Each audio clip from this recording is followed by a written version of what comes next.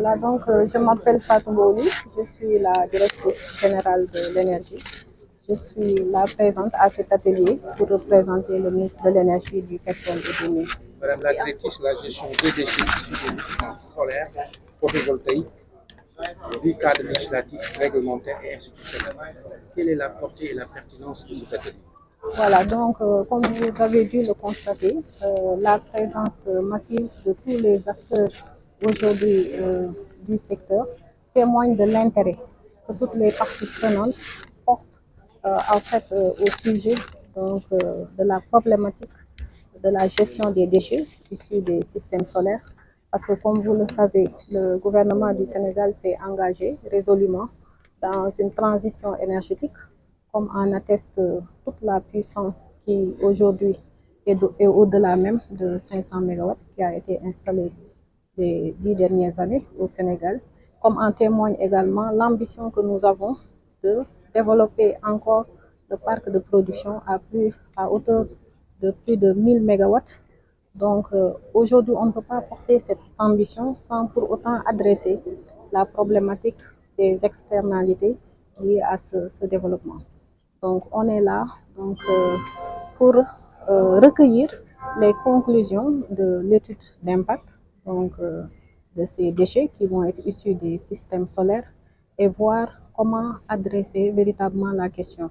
Donc à l'issue de cet atelier, on devra en sortir avec un plan d'action très réaliste donc, qui devra exposer de manière très claire donc, toutes les étapes aujourd'hui qu'il va falloir en fait mener à bout pour que cette problématique soit vraiment portée à bras le corps. Quels sont les impacts attendus? Les impacts attendus de cette étude, c'est d'abord dans un premier temps de faire des propositions concrètes donc pour rendre ne serait-ce que la mise en place du cadre réglementaire, donc pour le rendre beaucoup plus facile. Donc le premier impact qui est attendu de cet atelier, c'est vraiment de recueillir des recommandations fortes qui vont pouvoir nous faciliter la tâche dans la mise en place donc, de ce cadre réglementaire. Bien entendu, il y a d'autres étapes qui sont attendues.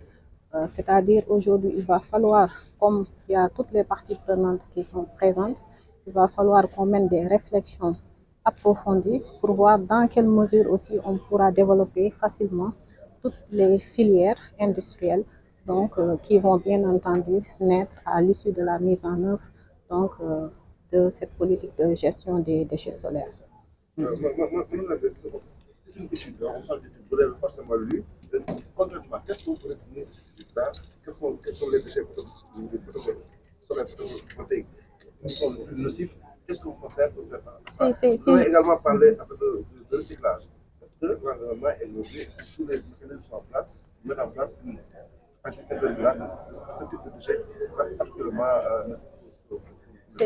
C'est justement ce qui est attendu de cet atelier de restitution. Il faudra qu'à la sortie en fait de nos travaux, on puisse vraiment être édifié de bon sur tout l'impact en fait de ces déchets solaires. Voilà. Donc c'est justement ça l'objectif attendu de ces travaux.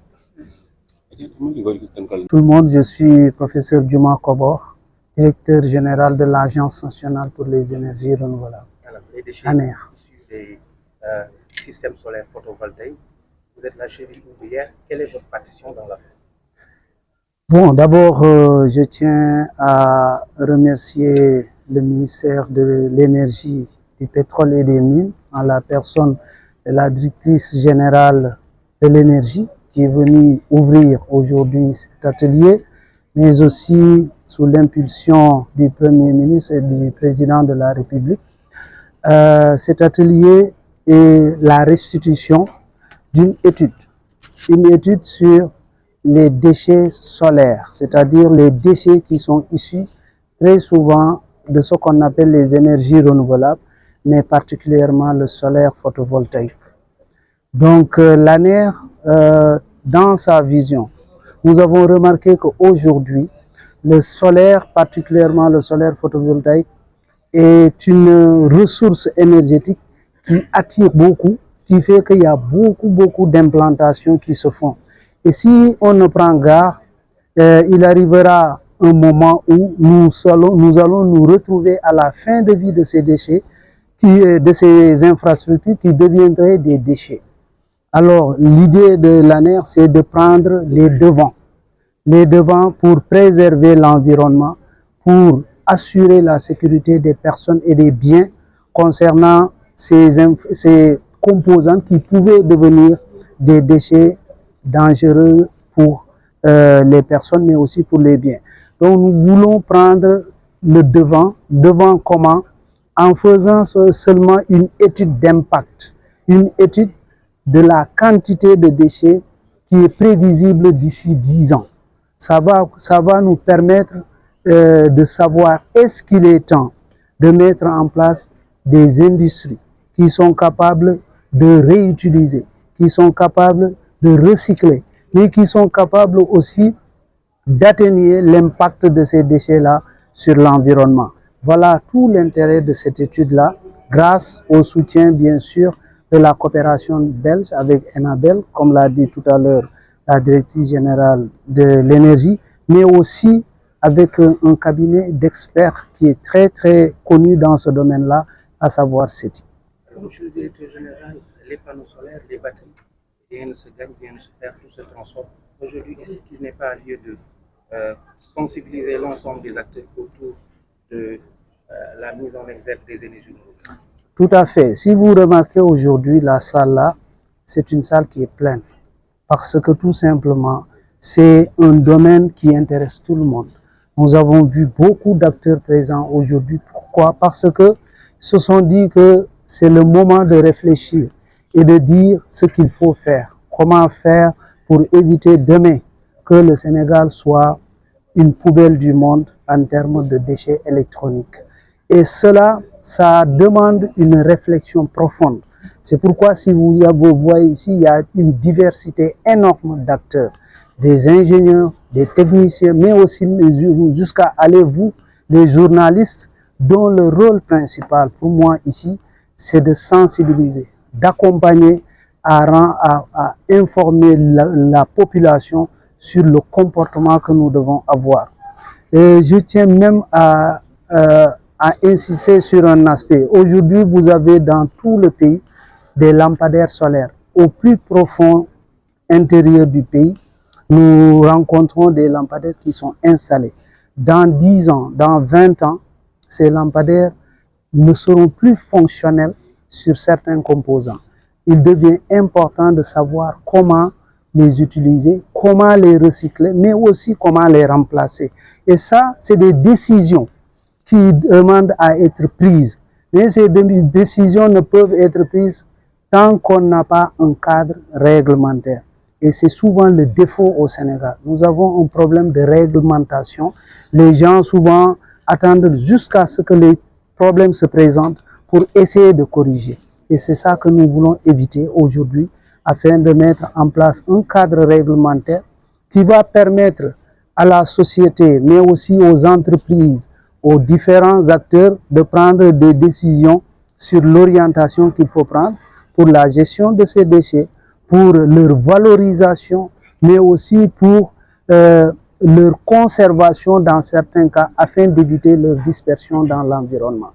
Voilà en réalité l'objectif de ce travail. Et je voulais aussi insister sur un aspect. Aujourd'hui, vous allez voir dans cette étude qu'il y a différents volets. Comme vous l'avez dit, hein, quand on parle de déchets énergie renouvelable, surtout le solaire photovoltaïque, il y a les panneaux, il y a les batteries, et il y a aussi les onduleurs, etc. Mais le plus important aujourd'hui que nous voulons voir, parfois c'est à l'État de décider. Demain, quel type de déchets vous voulez orienter votre pays? Est-ce que nous voulons que notre pays soit des déchets avec des batteries à plomb? Est-ce que nous voulons que notre pays soit avec des déchets plutôt lithium ou des déchets moins impactants sur l'environnement? Cette décision-là, aujourd'hui, c'est ça que cette étude va nous aider à avoir une idée de cette orientation et même de prévoir ce que ça va devenir ces types de déchets. Parce que vous allez voir que au fur et à mesure que nous avançons, certaines technologies disparaissent. Aujourd'hui, les panneaux sont des panneaux silicium. C'est ça qui domine les déchets. Les batteries, nous allons voir, c'est des batteries au plomb qui dominent, mais on va voir que dans 5 ans, ce n'est plus les plombs.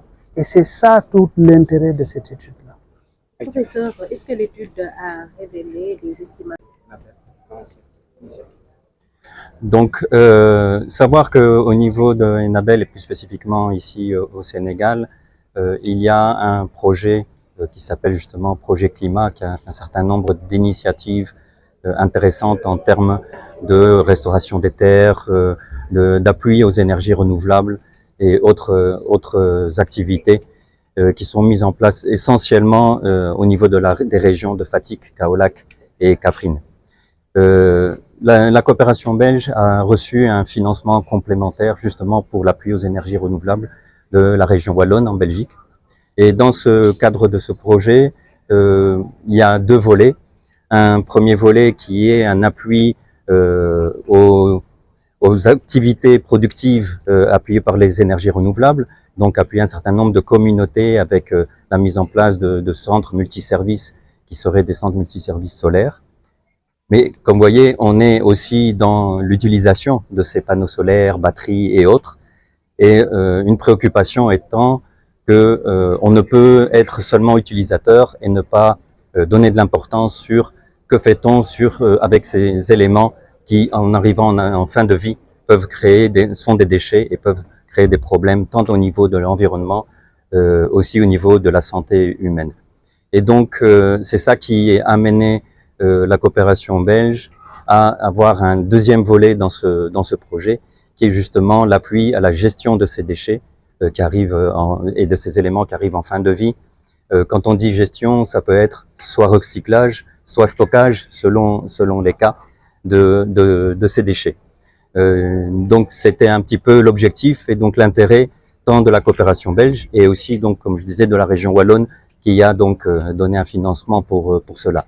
Et donc c'est dans ce cadre-là que nous avons une collaboration avec l'ANER, le ministère de l'énergie pour mettre en place ce deuxième volet de ce projet, je crois très intéressant. Merci.